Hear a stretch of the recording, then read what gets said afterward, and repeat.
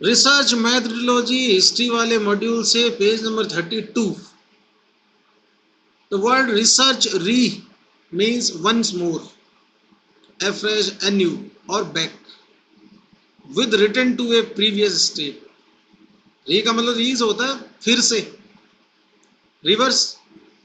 तो री शब्द जो है वो तो फिर से के अर्थ में। सर्च तलाश, अन्वेषण, अनुसंधान, खोजबीन।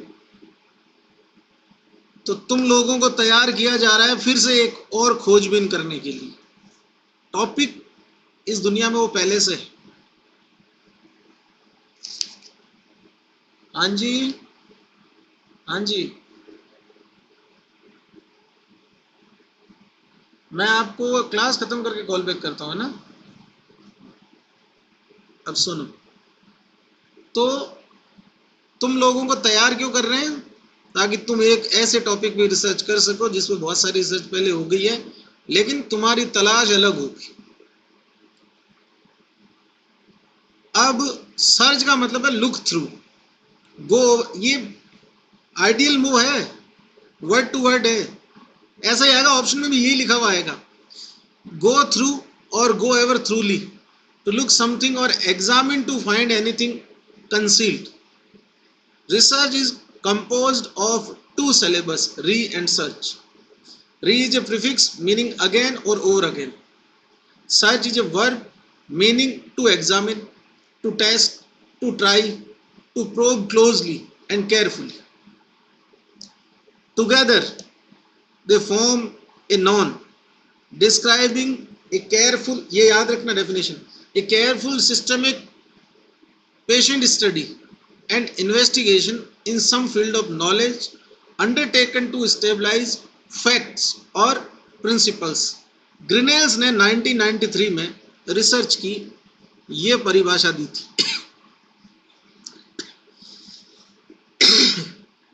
Research definition bye WHO, research is a quest for knowledge through diligent search or investigation or experimentation aimed at discover and interrelation of new knowledge।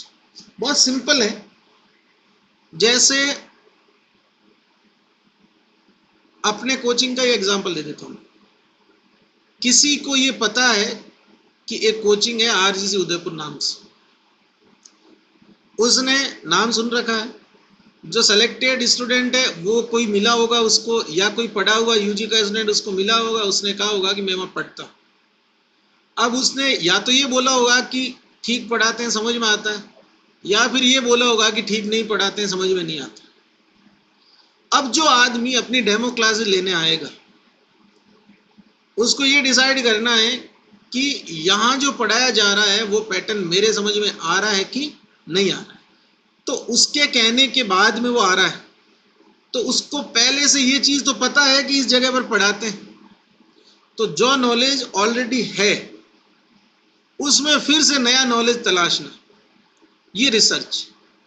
अब वो क्या करेगा, रिसर्च करने आएगा अपने ऐप पे, अपने यूट्यूब चैनल पे, फिर आगे डेमो देखिएगा, फिर उसको कोई चीज़ समझ में आएगी तो सोचेगा कि और पता करता हूँ।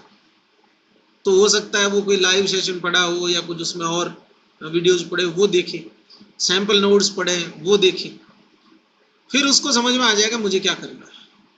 उसके बाद में भी जब वो क्लास लेगा तो उसको और समझ में आएगा कि मुझे समझ आ रहा है कि नहीं आ रहा है, पढ़ाने का तरीका सही है कि नहीं। मतलब क्या हुआ कि जो नॉलेज पहले से है उसी के बेस पे कुछ नया नॉलेज गेन करना है। और इस जिस नॉलेज का एग्जिस्टेंस है इसी में कोई नई चीज़ तलाशने के लिए जो पूरा होल सिनेरियो होता है वही रिसर्च। टॉपिक जैसे मान लीजिए मेरा टॉपिक डायबिटीज मेलाइटिस था थीसिस का, तो डायबिटीज मेलाइटिस में बहुत सारी बातें चरक, सुश्रुत, मॉडर्न सब में कही हुई थी, लेकिन मैंने जो ड्रग सेलेक्ट करी वो पहले ट्राई नहीं की हुई थी। तो टॉपिक या ज्ञान पहले से था, उसी के ऊपर नया नॉलेज लेना था। समझ में आ रही बात? WHO भी यही बोल रहा है कि इन्वेस्टिगेशन या experimentation aimed to discover and interrelation of new knowledge. तो भैया पहले से जो है ना उसी के बारे में न्यू नॉलेज पता करना है। प्रियवास शर्मा जी का ये कोटेशन आयुर्वेद का एकमात्र कोटेशन है, रिसर्च की परिभाषा। यूजी का अगर कोई बच्चा मुझे सुन रहा है तो वो भी याद करे। पीजी वालों को फिल इन द ब्लैंक्स में आता है, ये भी आ सकता है, और कार्य कारण भाव वाला भी आ सकता है। कार्य कारण भाव से द्रव्याणाम गुण कर्मियों परीक्षम स्थापनम सम्यकम अनुसंधानम उच्च। वैसे तुमने रट रखा होगा जो पीजी की तैयारी कर रहे हैं। अनु का मतलब होता है फॉलो करना, संधान का मतलब होता है एप्रोप्रिएट नॉलेज, और इस तरह से जो अनुसंधान शब्द है उसका मतलब क्या हो गया, टू फॉलो एप्रोप्रिएट नॉलेज, सही सही बात का पता करना, सही सही बात तक पहुंच। According to PV Sharma, the study of cause and effect relationship, कार्य और कारण का सिद्धांत, बिटवीन द्रव्य गुण एंड कर्म after several observation and through verifiable examinations, arrival at final conclusion is called अनुसंधान। सिनोनिमस अनुसंधान, शोध, गवेक्षण, अन्वेषण, परीक्षण। ये इसमें वो है, गवेक्षण ऐसे लिखते हैं ना, ये है गवेक्षण, इसको ठीक कर लेना। अन्वेषण और परीक्षण। गवेक्षण मतलब टू सर्च और to achieve with the help of all senses, 360 dimension से सोचना। अन्वेषण डिजायर टू सर्च, मतलब गहरी जिज्ञासा हो किसी चीज को जानने की। परीक्षण to search from all the dimension, same meaning है इसका गवेक्षण की तरह। Good research criteria is FINER. Question आता है व्हाट इज फाइनर, तो आंसर जाता है गुड रिसर्च क्राइटेरिया। अब एक अच्छी रिसर्च का जो क्राइटेरिया होता है वो फाइनर होता है। तो फाइनर क्या है, फाइनर एक ट्रिक है जो अपन जैसे पढ़ते हुए बनाते हैं कि वो बताना रे, भूल गया, देखो मैं, लवर की धात्री को प्रेम जाल हो गया, किसकी ट्रिक थी वो, लवर की धात्री को प्रेम जाल हो गया, किसकी ट्रिक थी, चरक में पढ़ी थी ना, चिकित्सा 12, बोलो।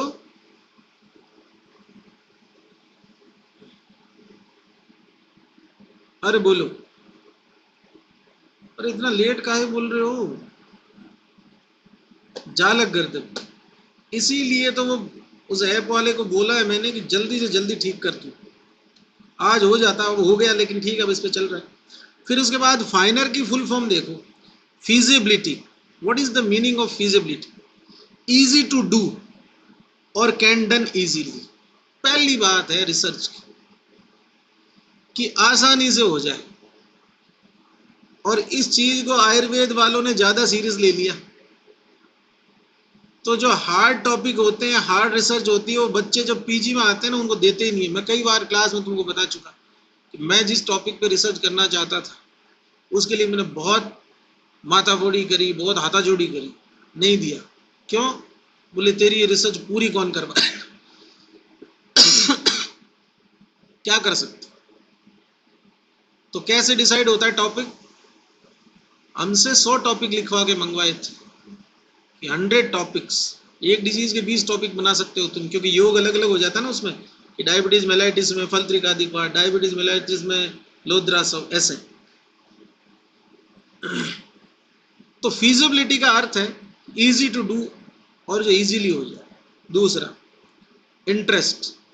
अब यही अटक गए डिपार्टमेंट के टीचर, तो इंटरेस्ट तो स्टूडेंट का होता है, उससे पहले तो फाइनर में एफ है। N novelty, quality of being new and different. और मैं लिटरली बता रहा हूं आयुर्वेद में रिसर्च का लेवल जैसे जैसे फाइनर आगे बढ़ता है वैसे वैसे एक एक चीज जो है ना वो और कम होती जाती, लाइक उसकी जो क्वालिटी जैसी बता रखी है यहाँ उतनी डिक्रीज होती जाती है।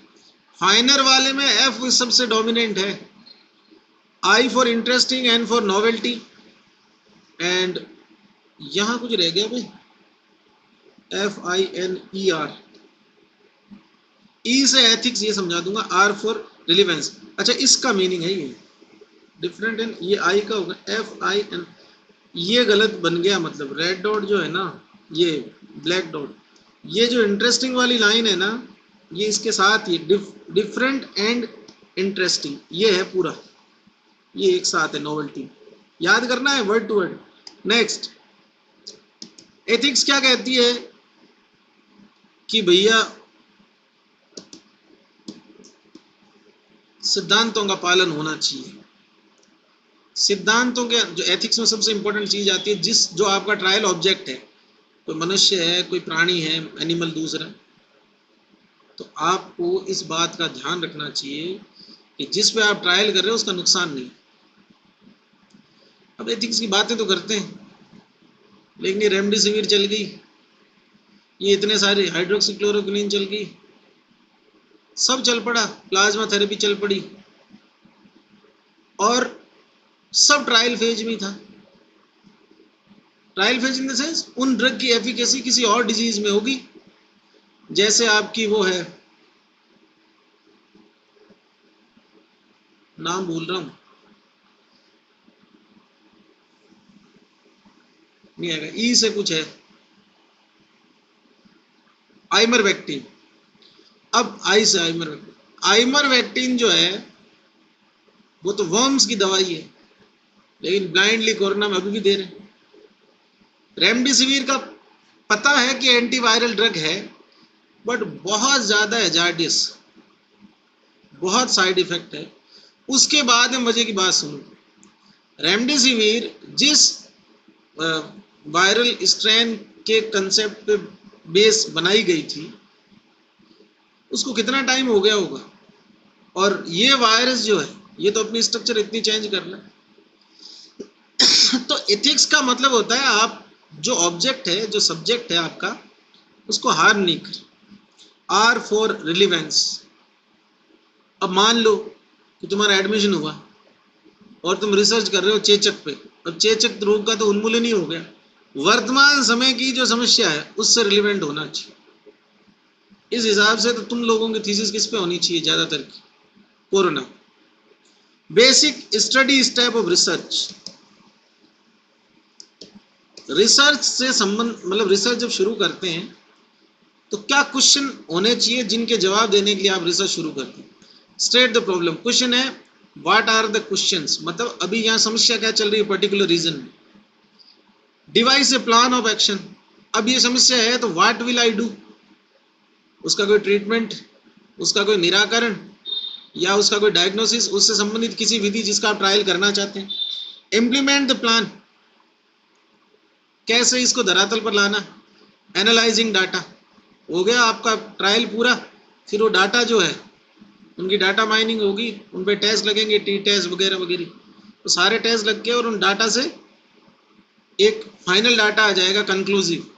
उस कंक्लूसिव डाटा से इंटरप्रिटेशन बनाने, मतलब डेटा को वापस सिम्टम, डिजीज और उस ड्रग का एक्शन उसके साथ में इंटरप्रिटेट करना है, और फिर री एग्जामिनेशन, कि जो री एग्जामिनेशन का मतलब है उन पेशेंट के अंदर अब क्या रिजल्ट रहे, तो उसमें फिर रिजल्ट आते हैं कि इतने प्रतिशत लोगों में ये चीज कम हुई, इतने में कोई प्रभाव नहीं आया, इतने में ऐसा हुआ, तो वो सारा मामला। फिर रिसर्चर उसमें एक लाइन लिखता है जब थीसिस पूरी होती कि मैंने जहां तक संभव हो सका इसमें डेटा लिया है, ये करा वो करा, लेकिन अब भी इस विषय पर आगे अनुसंधान जो उसकी संभावनाएं हैं।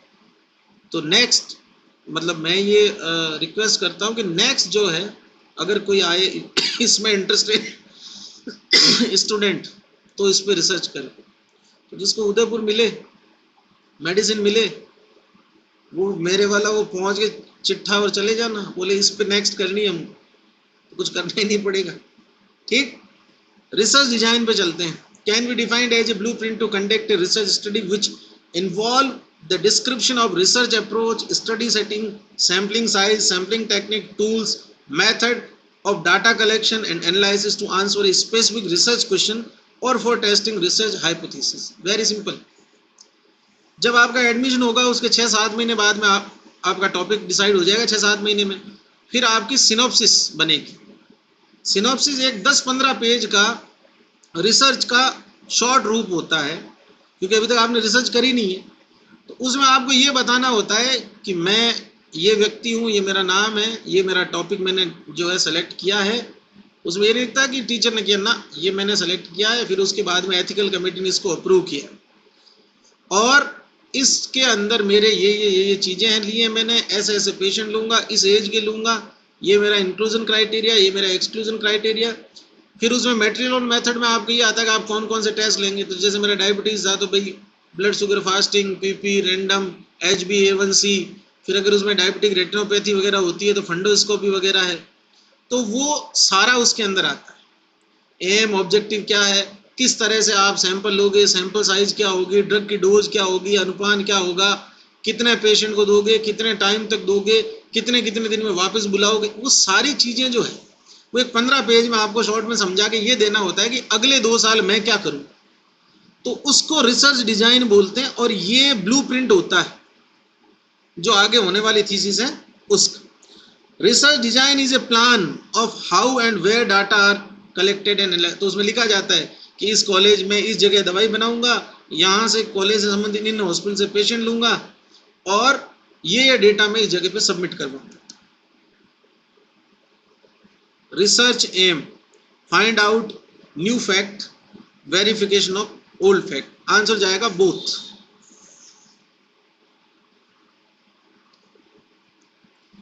अब यहाँ पर मेथड ऑफ रिसर्च दिए हुए, इसके आगे का पढ़ेंगे कल। एक काम जरूर करके आना, मैं क्लियर कर दूं, इस इनके जो सामने वर्ड लिखे हुए हैं ना, वो वर्ड टू वर्ड याद भी कर ले, रट ले, तो कोई नुकसान नहीं है। इंडक्टिव का पूछेगा अगर वो, तो लिखेगा कि जिस रिसर्च में होल टू पार्ट रिसर्च की जाती है वो किस टाइप की रिसर्च होती है, इंडक्टिव। जिसमें पार्ट टू होल जाते हैं वो कौन सी होती है, डिडक्टिव। ऐसे क्वेश्चन आएंगे। तो एक तो ये थोड़ा देख के आना जो चार्ट बना हुआ है ना, ये तो कॉमन जो बातें होती है, अपन जैसे रूटीन में बैठ के बातें करते हैं, ये पढ़ाई थोड़ी है, ये तो वैसी बातें हैं रिसर्च वाली। तो मैं तुमको जब रिसर्च और स्टेट पढ़ा था तब भी यही बोलता था कि ये तो नॉर्मल सी बात है जो दुनिया में होती है, वैसी बात है, बस वर्ड्स के अंदर उनका आंसर सही जाए, इसलिए वर्ड टू वर्ड पढ़ना इन चीज़ों को। तो ये टेबल बनी हुई है, इसको एक बार पढ़ना, जो आज पढ़ा है वो भी पढ़ना, बाकी इसके आगे का पढ़ेंगे कल। और कोई सवाल हो किसी का?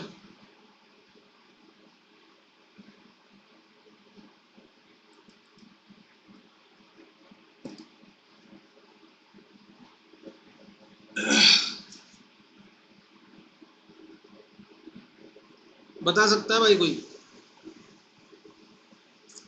अरे वो माज वाला किसी ने पता करा? वो पित्त तो है यार, वो व्रत शोभ वाले में अलजी करेंगे, वो तो ताम्रा तन्वी होगी ना, परवणित। व्रत शोभ का पहला आंसर अलजी करना, अलजी नहीं हो तो फिर परवणी कर देना। और कोई?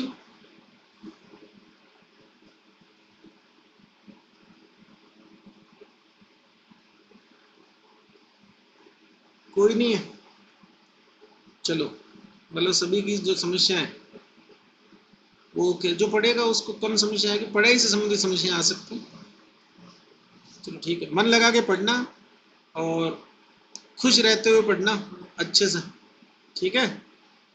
पढ़ो।